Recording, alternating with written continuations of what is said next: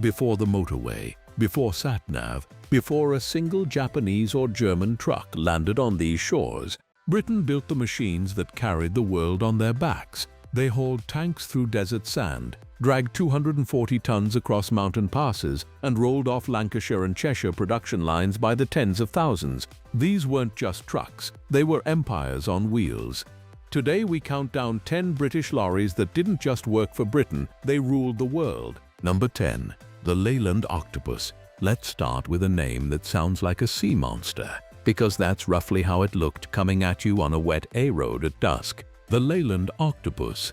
Leyland Motors, based in the Lancashire town of the same name, had a habit in the 1920s and 30s of naming its trucks after animals. The beaver, the bison, the buffalo, the hippo, the rhino. Enthusiasts still call it the Leyland Zoo. When Leyland needed a name for its biggest, most muscular, rigid eight-wheeler, they reached for the creature with the most legs they could think of. The Octopus arrived in 1934, and the name fit perfectly. This was an 8x4 lorry, 8 wheels planted on the tarmac, 4 of them driven. Here's why the eight-wheeler mattered so much in Britain. British bridge and axle weight laws were strict, so spreading a heavy load across more axles let hauliers carry more weight legally. The result was a uniquely British breed of truck, the eight-legger, and Leyland's Octopus became one of its definitive examples.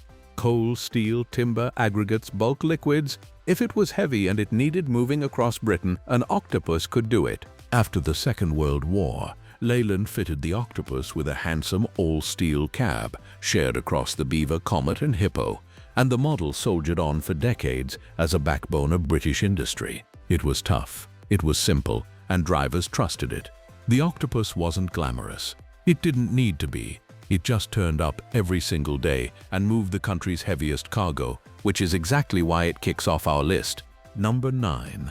The Atkinson Borderers, now to a lorry that inspired something close to devotion. The Atkinson Borderer. Atkinson began life in 1907 in Preston, Lancashire, as a firm of steam wagon repairers and builders.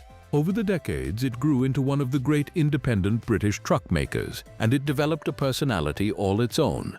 Look at the front of a classic Atkinson and you'll see two things: a big chromed capital A inside a circle, a badge the company had used since 1937, and on many models, a small chrome mascot known as the Knight of the Road. That knight rode on Atkinson grills from the early 1950s to the late 1970s, and today those badges are collector's items that sell for serious money. The Borderer, which became a firm favorite in the early 1970s, summed up everything drivers loved about the marque. Atkinson didn't try to build every part itself. Instead, it assembled the finest bought-in components money could buy, and crucially, that usually meant a Gardner diesel engine. Gardner engines from Thornycroft in Manchester were legendary for their fuel economy and their almost unburstable reliability. A Gardner-powered Atkinson could return miles per gallon figures that made accountants weep with joy, and it would keep doing it for hundreds of thousands of miles. That was the Atkinson formula: rugged, honest, economical, and built to last. Owner-drivers, the men who actually paid the fuel bills, adored them. The Borderer was a working-class hero of a lorry. Atkinson's independence eventually ended when it merged with Seddon in 1970 to form Seddon Atkinson, and the last true Atkinson rolled out in 1975. But the affection never faded. Mention an Atkinson at any classic truck rally in Britain and watch the faces of the older drivers light up. Number 8. The Foden S21. Mickey Mouse. Our next entry proves that British lorries could be genuinely futuristic. Meet the Foden S21. Nicknamed wonderfully the Mickey Mouse, Foden's roots in Sandbach, Cheshire stretch all the way back to 1856. For decades, the company was famous for steam wagons, but by the 1930s, it had switched to diesel, and after the war, it grew into one of the most respected heavy truck builders in the country. Foden even developed its own engine, the FD6 two-stroke diesel, a screaming, distinctive power plant that made a Foden sound like nothing else on the road. Then, in 1958, Foden did something bold. It launched the S21 with a curved cab made from glass-reinforced plastic, fiberglass. At a time when most British cabs were still built from steel panels over a wooden frame, this looked like it had landed from another planet. The motoring press didn't quite know what to make of it, and it picked up a string of nicknames. The Spaceship, the Sputnik. This was the dawn of the space age after all, and most enduringly, the Mickey Mouse. That fiberglass experiment led somewhere important. In 1962, Foden introduced the S24, and it carried the honor of being the first British-built, mass-produced tilting cab.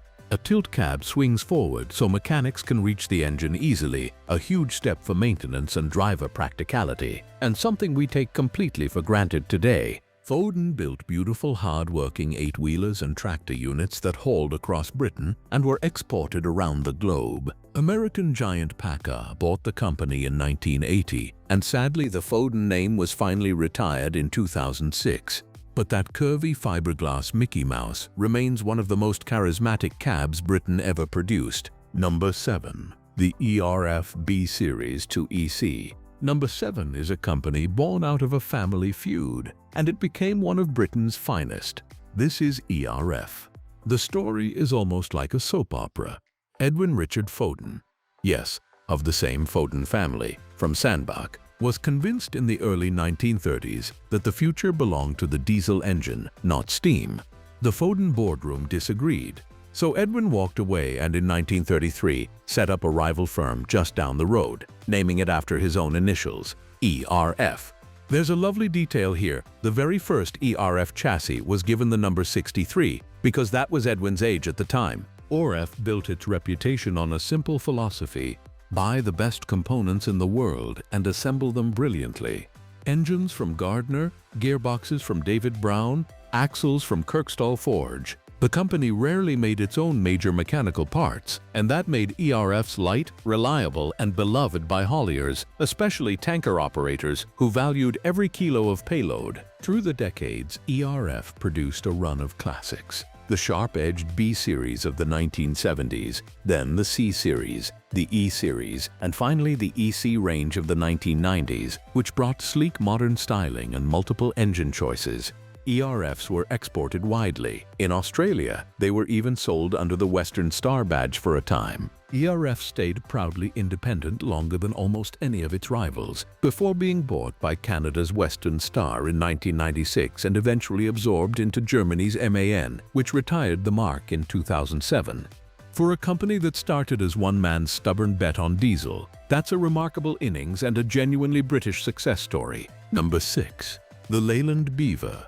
We return to the Leyland Zoo for number 6, and this time it's the animal that arguably built Leyland's global reputation, the Beaver. Introduced in 1928, the Beaver was Leyland's classic heavy-duty haulage lorry, and it had one of the longest careers of any British truck. It stayed in production, in various forms, right into the early 1970s. Think about that, more than 4 decades of continuous evolution. Generations of British hauliers learned their trade behind the wheel of a Beaver. The Beaver was the backbone truck, the dependable, no-nonsense workhorse that formed the core of countless fleets long before articulated lorries dominated. It was steel-built, easy to repair, and engineered to keep going. Comfort was an afterthought by modern standards, but reliability never was. Now here's where "rule the world" becomes literal. Leyland didn't just sell trucks abroad, it exported its entire engineering know-how. In 1955, Leyland struck a deal to build commercial vehicles under license in Madras, India, today's Chennai, at a new factory branded Ashok Leyland. That company is now one of the largest truck and bus manufacturers on the planet, and it traces its DNA directly back to Leyland Motors of Lancashire. Leyland diesel engines also powered Finnish lorries and buses. Leyland itself grew into a giant by swallowing rivals, Albion, then Scammell, then AEC and Thornycroft, before merging into British Leyland in 19... The empire eventually unraveled, but the humble Beaver had already done its work. It put the Leyland name on roads across Britain, the Commonwealth and beyond. Number 5. The AEC Mammoth Major. Halfway through, and it's time for one of the most iconic 8-wheelers Britain ever built. The AEC Mammoth Major. AEC stood for the Associated Equipment Company, based in Southall, West London. You might know AEC even if you've never thought about trucks, because AEC built London's buses, including the legendary Routemaster. That same engineering excellence went into its lorries. The Mammoth arrived in 1930 as AEC's biggest model. From 1934, the range split and the heavyweight hitters emerged. The Mammoth Major 6, a 3-axle 6x4, and the Mammoth Major 8, a 4-axle 8-wheeler. By the Mk2 of 1935, the 8-wheeler could shift a 15-ton load, enormous for the era. The Mammoth Major went through decades of development, gaining the handsome Park Royal cab after the war, and later AEC's tilting ergomatic cab. The Mammoth Major was a robust, well-designed, driver-friendly lorry, and it became a symbol of solid British haulage. But its reach went far beyond Britain's shores. AEC was a massive exporter, sending trucks and buses right across the British Empire and to markets around the world. The Mammoth Major name proved so trusted that it lived on in some export markets into the 1970s, long after it had moved on at home. AEC merged into Leyland in 1962, and the Southall factory eventually closed in 1979, ending nearly 70 years of production. But in its prime, the AEC Mammoth Major was one of the most respected working vehicles on Earth, a proper heavyweight champion with a triangular blue AEC badge worn like a medal. Number 4. The Scammell Contractor. Now the list gets truly heavy. If you wanted to move something colossal, a locomotive, a transformer, an entire building, you called for a Scammell Contractor. Scammell, based in Watford, had specialized in extreme heavy haulage since the 1920s. Back in 1929, it built the 100-tonner, essentially the largest lorry in the world at the time, and only 2 were ever made. Heavy lifting was simply in Scamell's blood. The Contractor arrived in 1964, and it became a heavy haulage legend. This was a 6x4 prime mover you could specify with a mighty Cummins diesel engine, a fuller gearbox, and a choice of enormously strong rear bogies rated up to 40 tons.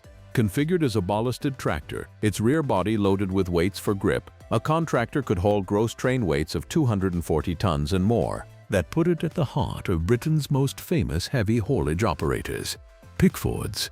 The name, synonymous with moving the unmovable, ran contractors with distinctive 4-door crew cabs, crawling across the country with abnormal loads that stopped traffic and gathered crowds. But the Contractor didn't just work at home. It became a global tank transporter and heavy military workhorse.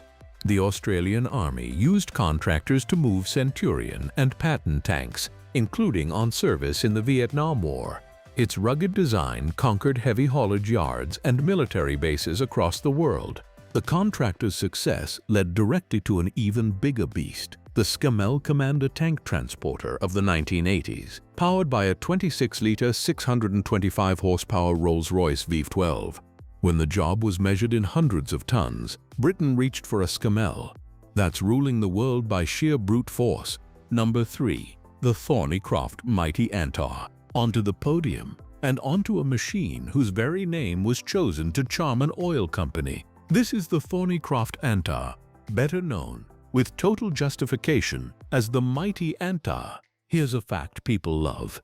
The Antar was developed in the late 1940s not as a military vehicle at all, but as a civilian workhorse, a monster designed to haul pipes across rough desert ground for the Anglo-Iranian oil company, later BP. Thornycroft named it Antar after Antara ibn Shaddad, a celebrated pre-Islamic Arab warrior and poet, a deliberate, flattering nod to that Middle Eastern customer. The British Army took one look at this off-road giant and realized it was exactly what they needed. The Mighty Antar entered military service in 1951 and replaced the American-built Diamond T that had served through the Second World War. For decades afterwards, the Antar was the standard tank transporter of the British Army, dragging Centurion and later Chieftain tanks around the world, and it was used by other nations too. And listen to what was under the bonnet, because this is glorious. The Antar was powered by the Rolls-Royce Meteorite, a V8 engine built under license by the Rover Car Company. The Meteorite was a cut-down version of the V12 Meteor tank engine, which was itself derived from the Rolls-Royce Merlin. Yes, the very same engine family that powered the Spitfire and the Lancaster bomber. So the truck hauling Britain's tanks shared its ancestry with the fighter that won the Battle of Britain. The Mighty Antar served into the 1980s. Cold War icon, oilfield pioneer, aero engine bloodline. Few lorries have a story this good. Number 2. The Scammell Pioneer. Our runner-up is, in many ways, the grandfather of them all. The Scammell Pioneer. The Pioneer was first produced in 1927, and its design brief tells you everything about Britain's global reach. It was built as a 6x4 off-road vehicle specifically for use in Britain's colonies, where properly surfaced roads were scarce. Scammell's engineers gave it a remarkable trick, a walking beam suspension so supple that any one of its wheels could rise around 2 feet while the others kept their grip on the ground. Paired with a low-revving Gardner diesel, it delivered astonishing pulling power over the roughest terrain, even if it did so at a leisurely pace. Out in the oil fields and forests of the Empire, the Pioneer thrived. Then came the Second World War, and the Pioneer became one of the most important British military vehicles of the entire conflict. It served in 3 vital roles: as a heavy artillery tractor, dragging Britain's biggest guns into position; as a heavy recovery vehicle, using its powerful winch to drag broken down and battle-damaged vehicles to safety; and most famously, as a tank transporter, hauling armor across the desert of North Africa and beyond. Around 300–400 Pioneers were built, and they earned a reputation for going where nothing else could. Their toughness became the stuff of legend. In fact, the last Pioneer recovery vehicles weren't retired by the British Army until the 1980s, serving in Belize decades after they were designed. A truck conceived in 1927 was still doing military work more than half a century later. The Pioneer set the template for every heavy British hauler and tank transporter that followed, including several on this very list. It's not just a great lorry, it's the ancestor, number 1. The Bedford OY, and so to number 1, the lorry that quite literally helped win a world war, and did it in overwhelming numbers. The Bedford OY.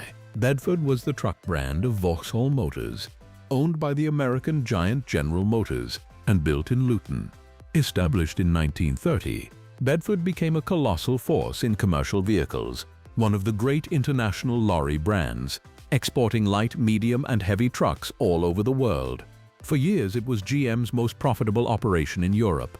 When people talk about a British lorry that ruled the world, Bedford has perhaps the strongest claim of all, simply because of scale. And nothing captures that scale like the OY.